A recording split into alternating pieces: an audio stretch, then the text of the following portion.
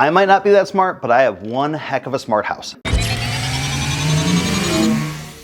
Hi, welcome back to another Coffee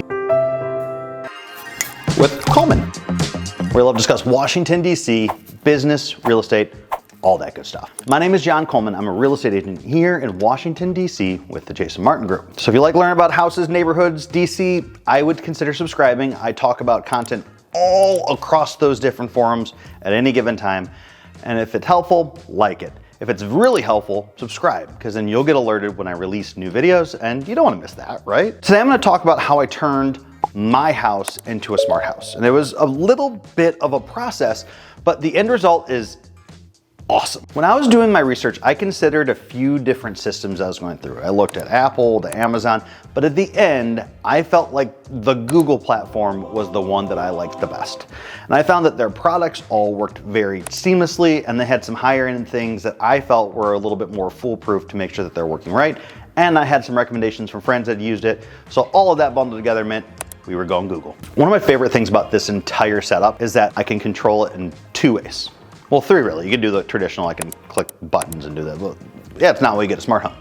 One, the app on your phone. You can turn everything on, off, blinds up, down, thermostat, turn it off, on. You can sense water in different places. Like there's a lot of different things you can do to protect your home and to make it efficient and cool looking. The other thing you can do is you can use your voice. I can say, hey Google, turn on the lights. You can be very specific with your commands, and it is very good at completing them. So it's something that I've gotten very accustomed to, and I can't imagine living life without it now. One of the things I love most is I feel like I would always have my blinds closed in the past, and now that it's as easy as just asking them to be open every day, I just have my blinds open because I just simply ask it to. So what do I have in my house? Well, I have a laundry list of things in my house. I have lights, door locks, speakers, water sensors, alarm, cameras, shades.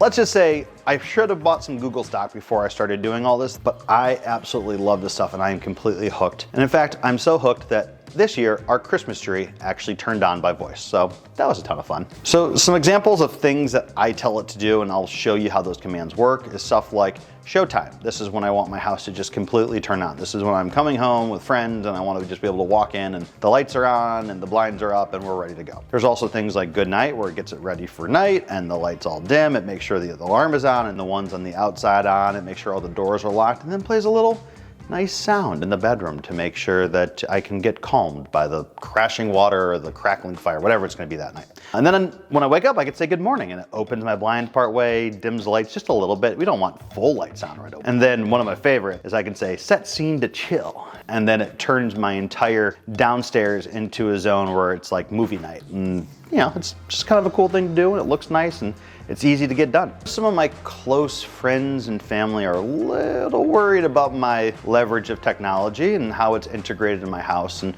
what it means for our safety. And I think it's definitely something that you should consider and explore and do your research on, because it's kind of a big deal and I can understand the concerns about it. We did weigh our options and we ended up deciding that for us, we didn't have too many concerns about where it was and how we're gonna do it, but we could always change our minds. And along with that, one of my biggest pieces of advice for getting smart home is to limit the amount of stuff that you actually have to have like hard installed. I'm always reminded when I'm viewing properties out with clients, you get into a place and you see like an iPod dock on the wall. And it's like nobody's used an iPod dock in about 10 years. So all of a sudden the technology just kind of feels dated and it makes the place feel a little bit dated. Now everything is wireless. You do not need to physically install most things. So it's important to make sure that things are as simple and easy as possible and are not permanent fixtures if you don't want them to be. So our speakers aren't there, and everything can be removed pretty easily and installed in other places, except for the light switches. That would be a little tough. If you want to get the scope of some of the stuff that we purchased, I went ahead and just put the links below. You can check it out, and if you're curious about anything else in there, just ask me. I'm happy to share what it is, and if you're a close friend or family and you come over, I'm happy to show off all this cool stuff in real time. I think it's a hoot. Oh, and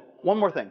The next big project I'm going to be exploring is adding solar to my house, and that would actually tie into this as well. So this is just kind of a teaser for a later Coffee with Coleman episode. I'm excited to share what I'm going to learn about that and hooking that up into these DC houses. I think that that's something that can be a part of the smart home because it can register, it can fuel, and it can do all this stuff along with that. Well, anyways, I hope this video gave you a little bit of insight, inspiration, aspiration for turning your house from a 120-year-old classic hill house to something a little bit more modern and fun and something that works for you. If you have more questions, my information's below. I'd be happy if you reach out. In the meantime, I just really want to thank you again for stopping by another Coffee with Coleman. Peace.